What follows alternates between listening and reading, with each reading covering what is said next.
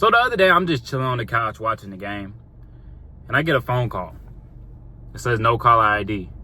And usually I don't pick up no caller ID, but today I just felt like picking it up. So I pick it up. It's, hey, Cole, what you doing? What you up to? So I'm chilling, watching the game. What you up to? Oh, I'm nothing, just relaxing. Then the conversation just keeps flowing, and then she hits me with, do you know who this is? And I said, no, I don't know who this is. It says no caller ID. And she's like, so you really don't know who this is? And I'm like, no, it says no caller ID. And then she's like, well, who do you think it is? Who do you want it to be? And I was smooth with it. I said, bro, Ramon, quit playing. Ramon the homie. I said, Ramon, quit playing. I know you probably got one of them voice modifiers on. You know?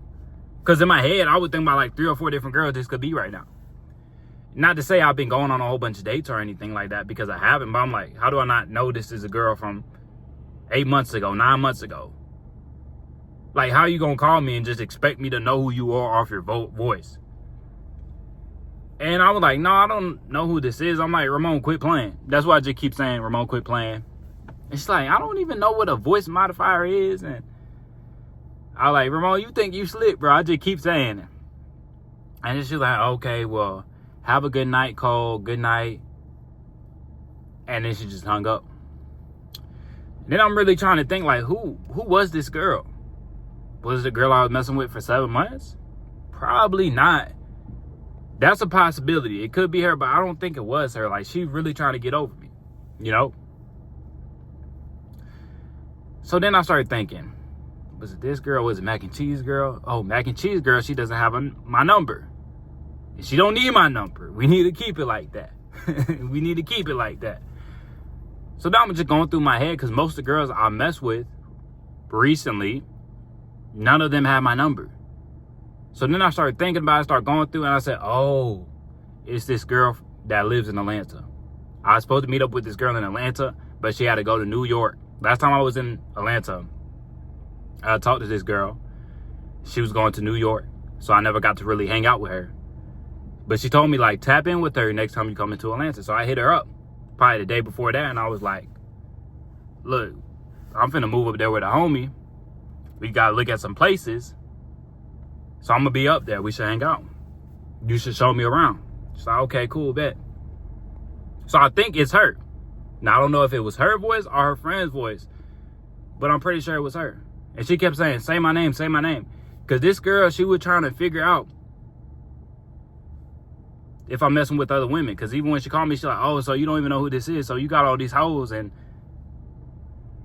But I just thought it was crazy. I'm like, why would you do that? Why would you go to that length of calling me with no caller ID to try to find out if I'm messing with other women? And this is what they will do. When she finds you very attractive, when the game's flowing, especially when the game's flowing and she finds you attractive and you're on body game, she's automatically going to think you're messing with other women.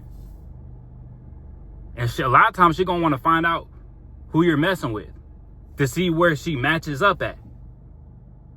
And boy, I tell you, when she finds out who you're messing with, if you're messing with anybody, she gonna badmouth them. She gonna talk down on them.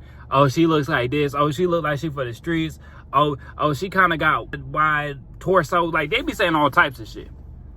Even if the chick's super attractive, they still gonna try to find something negative to say to try to plant that seed in your head of like, oh, that girl ain't really like that. I'm better than her.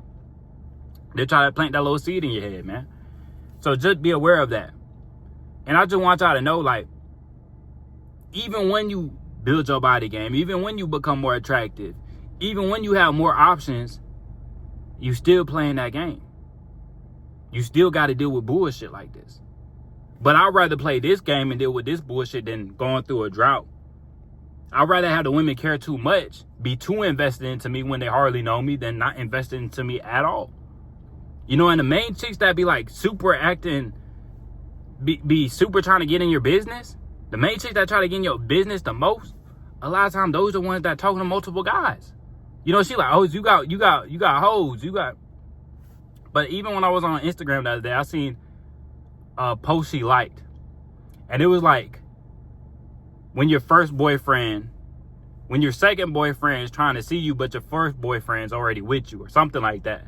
And she liked it. And just off of that, it told me enough. A lot of times, we see the red flags and we see them quick. And something as subtle as that, now could she like that just to be funny? Maybe. But like to a very good woman, that wouldn't even be funny. You know, a lot of times she's getting posts like that because she can relate to it.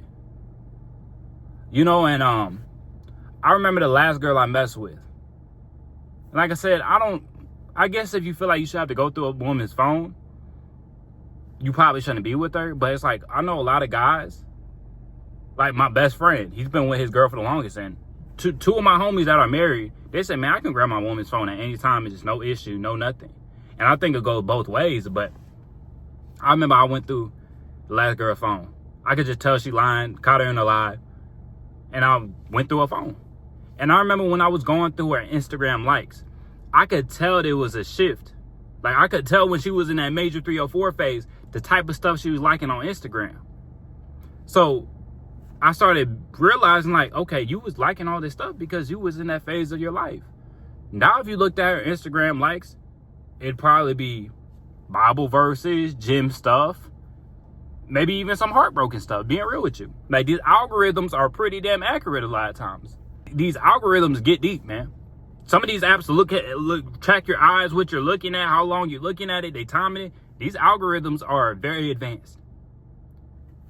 So, I'll tell y'all that to say this, man. There's a very good chance that this girl in Atlanta, she's talking to multiple men. But she would still take the time out of her day to call me on no caller ID and try to figure out who I'm messing with, even though she's messing with multiple men. Now, I'm saying there's a possibility it's not this girl. But if I had to bet, if I had to place my money on it, it's this girl in Atlanta that I'm going to probably see in 2 weeks. And I'm probably going to ask her, just see how she reacts. But anyway, I just felt like sharing that story time, man, because when you become more attractive, when you work on body game, when you become more select, when you have more options, women are going to do some extra shit sometimes. Some goofy stuff. Like, why is you calling me with no caller ID and you say my name? You know, and I think this chick is like 21, so she is a younger woman. But, you know, that's the type of shit you got to deal with, bro. That's the type of shit that kind of comes with the territory, being more attractive, having more options. You're going to still deal with some goofy shit because I think a lot of guys like, oh, once I get on body game, once I become more attractive, that I won't have to deal with no BS at all. No, you just deal with a different type of BS. You just deal with more jealousy than the woman not wanting you. Like, most of the women that mess with me, yeah, they want me, but now they acting goofy. Now they being jealous. Now they want more time of mine. You know, and you run into a lot of these delusional women. You know, even Mac and Cheese Girl, you know, I know a comment was like, man, I thought you were done with Mac and Cheese Girl. But Mac and Cheese Girl come through. She about to come through the other day. I told her not to come because it was snowing real bad. And the homie hit a stop sign. We was at the gym. He was driving home. He hit a stop sign. After that, I was just like, yeah, you should probably just stay home. See me next day, you know. But she was going to come through, bring me some cookies. And I remember she asked me, like, okay, I'm bringing you these cookies, but what are you going to give me? I said, I'm going to give you a hard penis. That's what I'm going to give you. And she was like, okay, that sounds good to me, you know. But even Mac and Cheese Girl, she told me, like, yeah, I feel like I unfriended you on Snapchat. Like, I unadded you so quick. Like, that was like a defense because I didn't want to get rejected, so I rejected you quickly. And that's the type of shit you deal with a lot of times. Like, a lot of times when you become more attractive, when you're an attractive man, when you're on body game, women will reject you if they feel like you're going to reject them. Like, dog, these women are so, they get hurt so easily. They get offended so easily. They can't handle rejection, you know? And that's why a lot of women be like, oh, men don't approach us. How are men scared of rejection? But a lot of these women fear rejection. She thought I was going to cut her off. She thought I wasn't messing with her. So instead of even like having a discussion about it, she just unadded me quickly. And she told me it's because she told me when she was leaving, she said, I had a good time. And I told her, I'm glad you had a good time. So she's like, just off of that, I thought you didn't have a good time and you didn't want to see me again. I'm just like, what? I'm like, you be overthinking like crazy. You know, but you will have to deal with more stuff like that when you have more options. When she knows you have more options. She overthinking Because I didn't say I had a good time. I said, I'm glad you had a good time. Now she's like, oh, he doesn't like me. He's going to cut me off. He's going to reject me. He's going to ghost me. So instead of him ghosting me, I should ghost him. Like, that type of bullshit you still got to deal with. So I want y'all to know, like, regardless, man, you still got to play the game. But you playing a different game. But I'd rather play this game than play the other game of women not being attracted to me, women not even being interested in me. I'd rather have the women too interested in me, too invested into me, where they start doing some weird shit every now and then. I'd rather have that, you know? But you got to keep playing the game. And you got to figure out how you can enjoy the game. You know, and that's why I don't take it too serious. Like, it's kind of goofy to me, you, like, calling me with no call ID. Who is this? Who is this? Say my name. Like, that shit kind of goofy. It's kind of immature to me. Like, why we playing games? But at the same time, I realize, like, you're going to run into some shit like that every now and then. Yeah, you're going to run into some shit like that. And you just got to figure out how you can enjoy it. Don't take this shit too serious. You know, because a lot of guys, y'all take this shit way too serious too quickly. And then you getting your feelings hurt. You're investing in way too much in this woman. And then once you get done dirty, now you on MGTOW. Men going their own way. Now instead of even interacting with women, you just watching other men smash the women you want to sleep with. Let's keep it real. Let's keep it real. And I don't know, I've been mentioning my dad a lot lately, but like I told y'all, like, I used to follow my dad very heavily. And I used to think, like, relationships aren't that important. And I think that kind of played a role in my porn addiction. Like, me watching porn on a consistent basis, that played a role in it. Because I was like, it don't matter if I talk to this girl. Like, I was so quick to write a girl off. I was so quick to not even shoot my shot at a girl because I'm like, I'm good by myself. I feel good about myself. And then late at night, it's like, man, I want a chick by me. Now you just playing with your meat. So I'm not for going that MGTOW. Like, realize you got to deal with shit. Realize there's pros and cons to everything. Don't think you're going to get on body game. Don't think you're going to become more attractive and life is just on a breeze. Like, even these celebrities, you could be Drake, you still dealing with bullshit. Now you just dealing with a different type of bullshit, dealing with women trying to get pregnant by him and take him for child support. While on the other end, the broke dude, he ain't got to worry about nobody trying to trap him.